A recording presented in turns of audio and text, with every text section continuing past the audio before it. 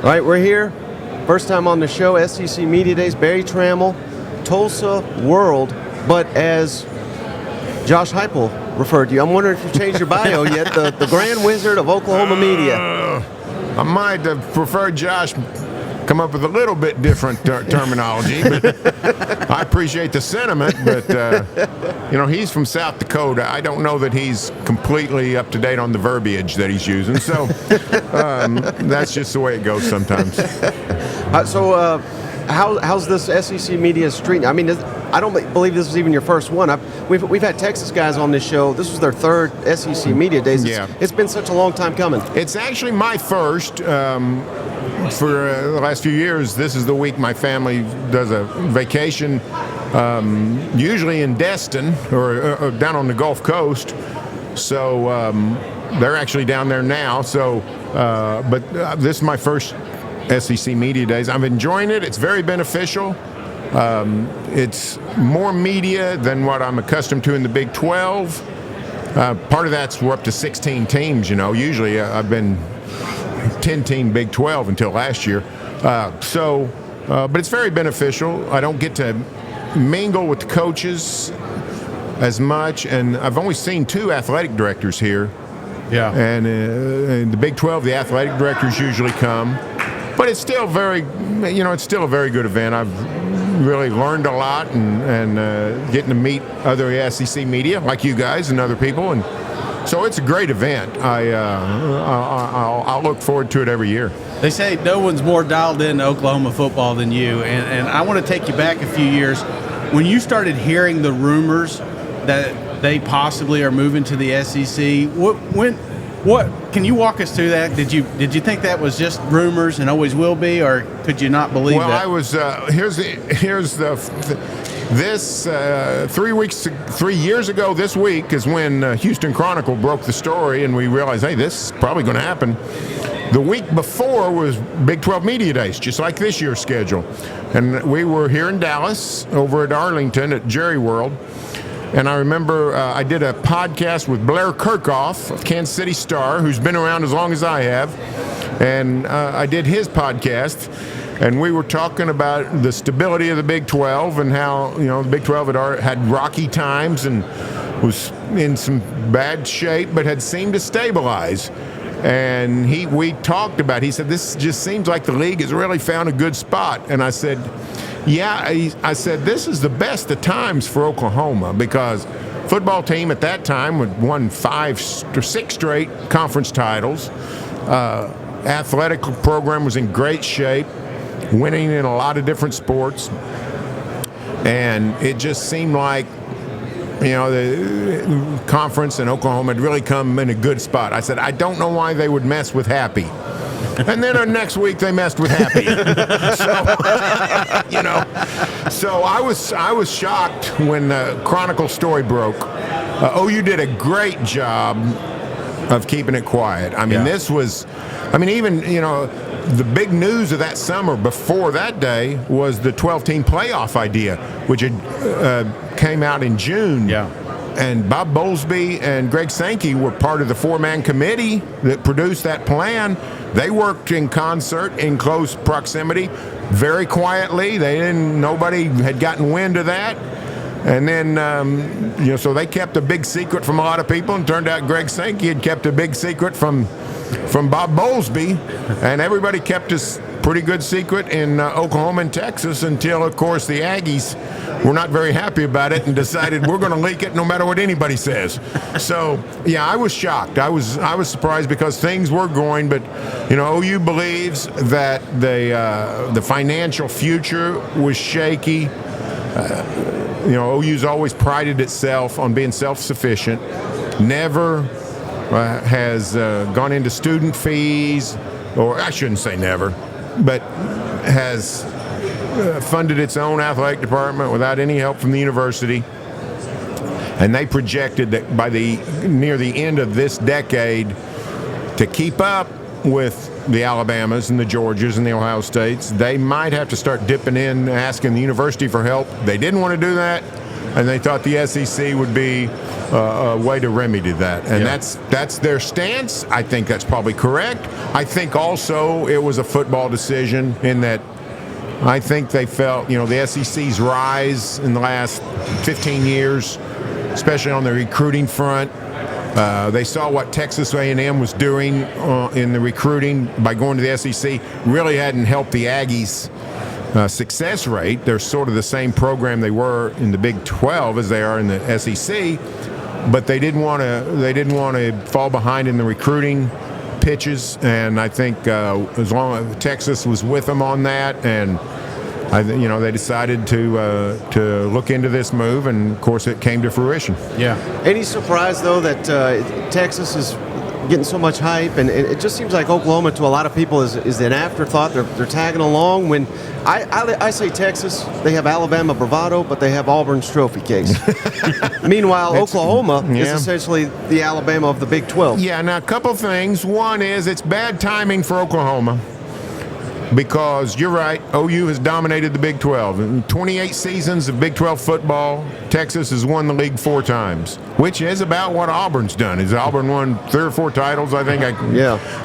Oklahoma's won 12, which is, I think, close to what Alabama's done. So, but recency bias, Texas is finally back. We've been saying, is Texas back? The answer finally is yes. You go to Tuscaloosa and win. You make the college football playoff. I'm not saying anything bad about the Longhorns. That's monumental achievements. So it's just bad timing for Oklahoma that they're going into the SEC right when Texas is at a high. OU has not won the league, the Big 12, in 3 straight seasons.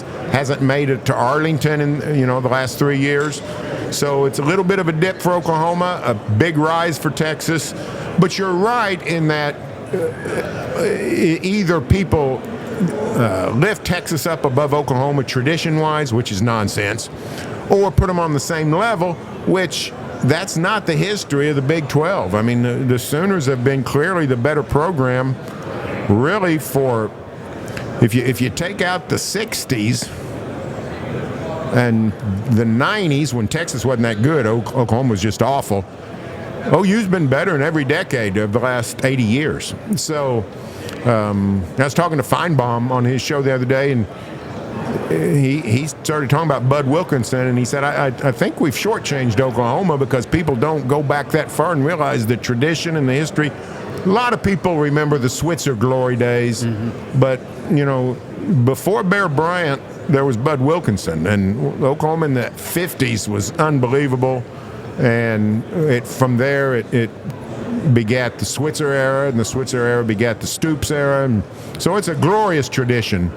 But Texas, you're right, the bravado is a big thing. I mean, you guys are in Dallas. You can sort of sense the Texas attitude, state of Texas attitude. Everything's bigger and better in Texas. Most of Oklahomans live pretty close to Texas. I live 113 miles from the state line. And it's just something you sort of get used to if you're in Oklahoma. Well, SEC softball fans know exactly what's coming over. Yeah, that's true. That's true. Brent Venables is just trying to build a football program the softball team can be proud of. So, that's what's going on in Oklahoma these days. Yeah, I was amazed. I was telling you before we went live, I went to Norman, went to Oklahoma City for the July 1st event, and at Keith Urban's breakfast, the softball coach got the loudest ovation, and it was not even close. It was like 10-1. So that opened my eyes to it. But speaking of that history and that tradition, I've never been to a campus with so many statues, Heisman winners, the Selman brothers, national championship coach. I mean, I was literally blown away by just the tradition and the championship, the winning culture there. They expect not winners but championships. Right. How will Oklahoma fans adjust to a conference where that's probably not reality, that you cannot dominate this league? No, that's right. And nobody probably can dominate this league the way even Nick Saban did. Right. Even Nick Saban probably couldn't do it now because of the expansion and also because of Georgia's rise and those things. You're right. Oklahoma does have a championship pedigree. And it does have a little bit of feel of Imperial Rome, 12, I think there are 12 football statues in Norman, 7 Heisman winners, 4 coaches, and the Selman brothers, which is one statue. They got all 3 of them together. So that's 12 statues. That's a museum. There are museums with less bronze than that. So, but it's a case of, I think, the new age college football with the bigger conferences, the expanded 12-team playoff. I think it's most fans, and big majority, most fans are going to realize. And the standard has always been win the conference and make the playoff, and whatever the playoff might have looked like. I think making the playoff is going to become the new major goal. Right. Yeah. And that's going to be more easily accessible than it has been. Still not going to be easy, particularly this season with the schedule the Sooners have. But I think the fans would be pleased with, at least for a while, with a playoff season. Now that's not going to fly in Alabama. It's not going to fly in Georgia, but and it eventually won't fly in Oklahoma. But for a while, I think it will. Right. And will they make it this year? I don't know. It's going to be really tough. But I think fans have a pretty realistic view of OU is still in a stage of rebuilding on some level. Had a good year last year, 10-3, but I think fans know that if they go 9-3 in this regular season, that's a pretty good year. Yeah. And they can't realistically ask for much more when you're playing 6 teams in conference that are in ESPN's top 15 right now. So it's a murderer's row. Well, Brent just got the quote-unquote extension there in Oklahoma, and talking about expectations, I think you're right with the expanded playoffs. That's going to be, they're not projected to make the playoffs this year. They got the same schedule next year. How many years does Brent have by not hitting that playoff before we say, hey, we may need something else? Well, I mean, it depends on how they miss the playoffs. If they go 9-3 this year, I think everybody would say, what really got them was not the state of the program, it's that dang schedule. And I don't think it was an SEC conspiracy. When that schedule first came out, I thought, this is a conspiracy. They're trying to... I agree. It is. But I talked to Mark Womack, and we talked about all the way the schedule is constructed, and I think it's just dumb luck. The SEC was public in that it went by the last 10 years of winning percentages. Missouri's had a losing record in conference the last 10 years. Ole Miss, losing record the last 10 years. Auburn, losing record the last 10 years. Tennessee, losing record the last 10 years. But Tennessee, Ole Miss, Missouri, they just happened to catch them in glorious times. I mean, this is the best Mississippi team since John Vaught was the coach. It might be the best Missouri team ever. It might be, Tennessee appears to be back.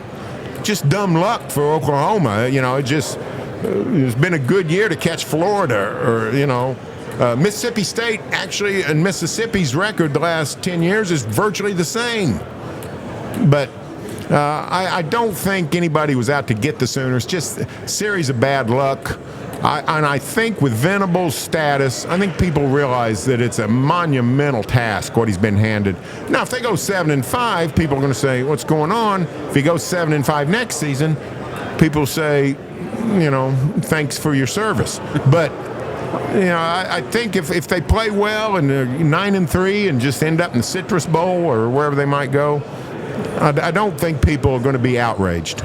I grew up a Tennessee fan, and they would always play in those non-conference games 12, 15 years. Right. I can almost guarantee you that team is going to be awesome by the time we get there. Let's say, like the Sooners have Tulane, which, when they scheduled that series, it wasn't that big a deal.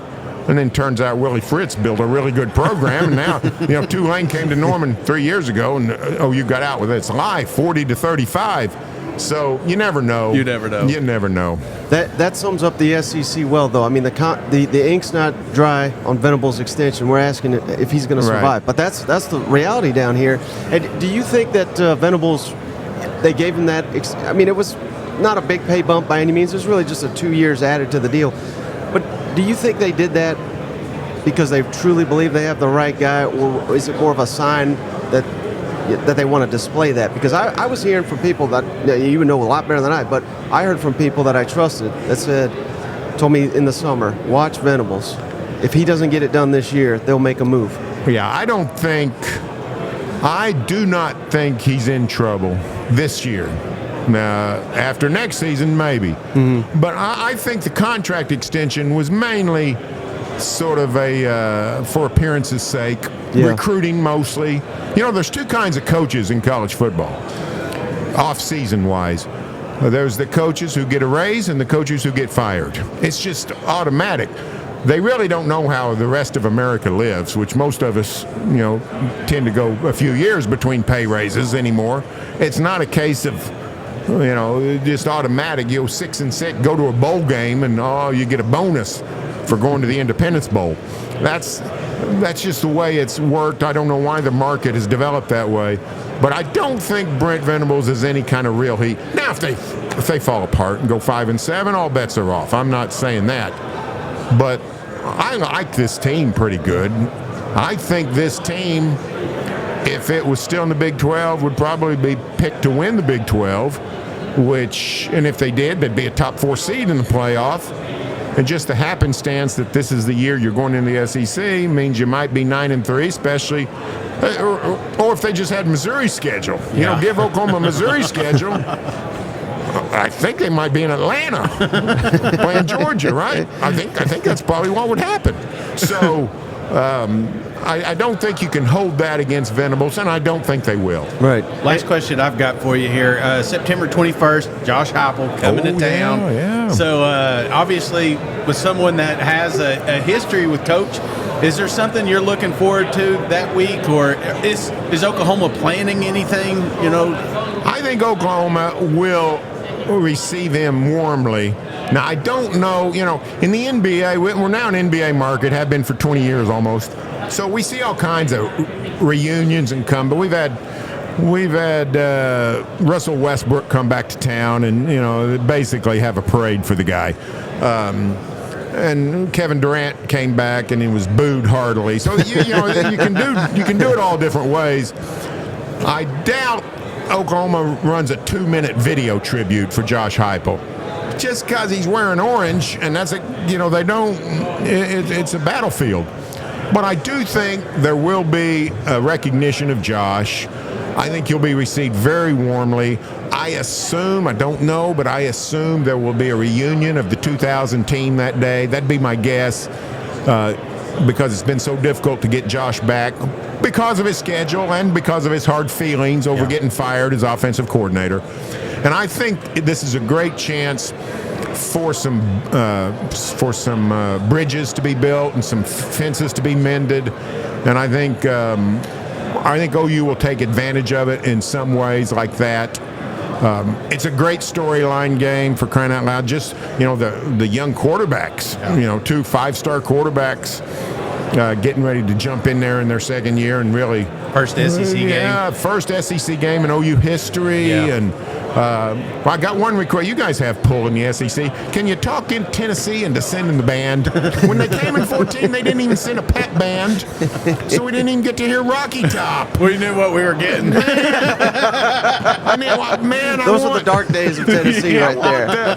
I wanted to hear Rocky Top played by the Tennessee band. So I think it'll be a great event. I think game day will be there. Oh, yeah. Because there's only 3 big games in college football that day. Oklahoma, Tennessee,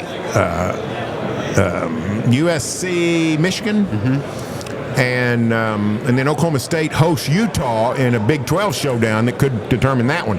And I'm pretty sure game day will be in Norman for that. So it's going to be a great day.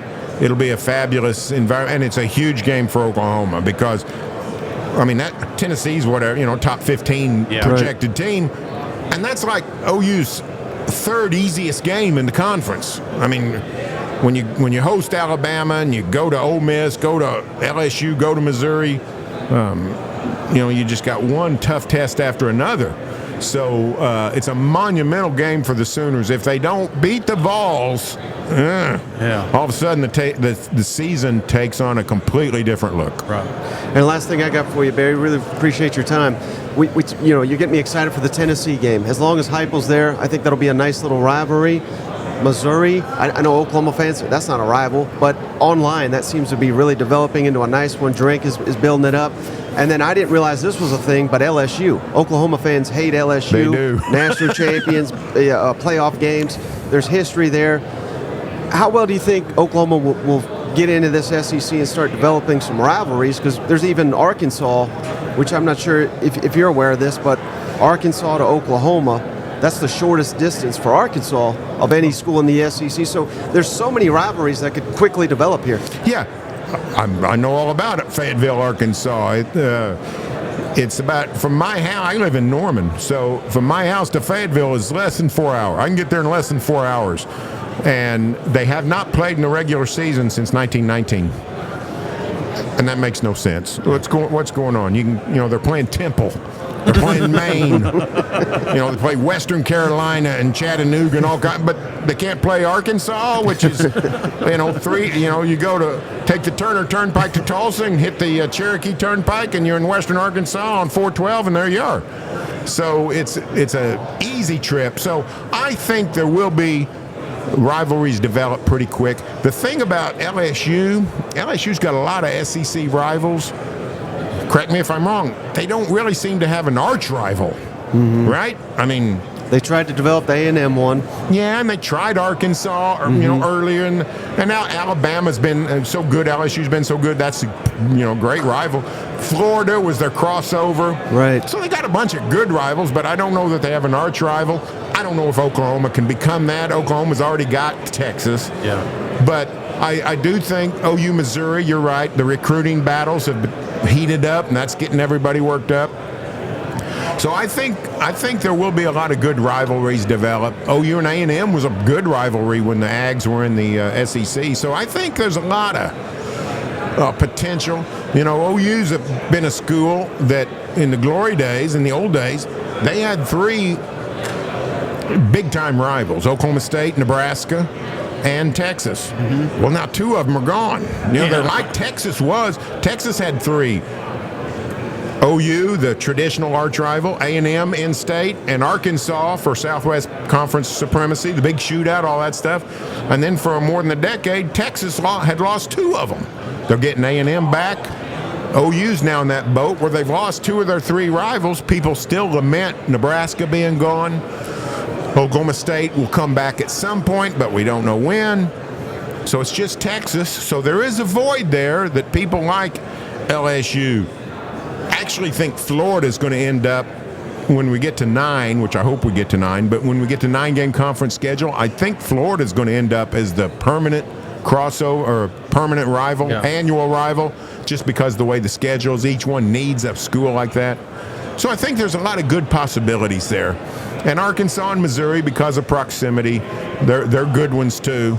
But sometimes you just have to see. Oklahoma and Kansas State ended up being a heck of a rivalry out of nowhere because Kansas State was terrible for 4 decades and used to sell its home games to OU. OU once hosted Kansas State 4 straight years because Kansas State just trying to make its budget. So I think the possibility's endless. Yeah. Oklahoma-Alabama could be a great rivalry because the programs are so similar. Their traditions, their colors, their everything. So I think it's open. It's a wide open possibility, but I think there's a lot of options there. Well, and speaking of Bedlam, we may be one Mike Gundy DUI away from getting that game back due to his recent comments. But those are my words, not yours. Before you go, Barry, can you tell our audience how can they find you? How can they follow your work? Yeah, just go to TulsaWorld.com, and there I am, and subscribe, or you can find me on Twitter at Barry Tramel, BerryTramel. Thank you so much. You bet. Thanks, guys.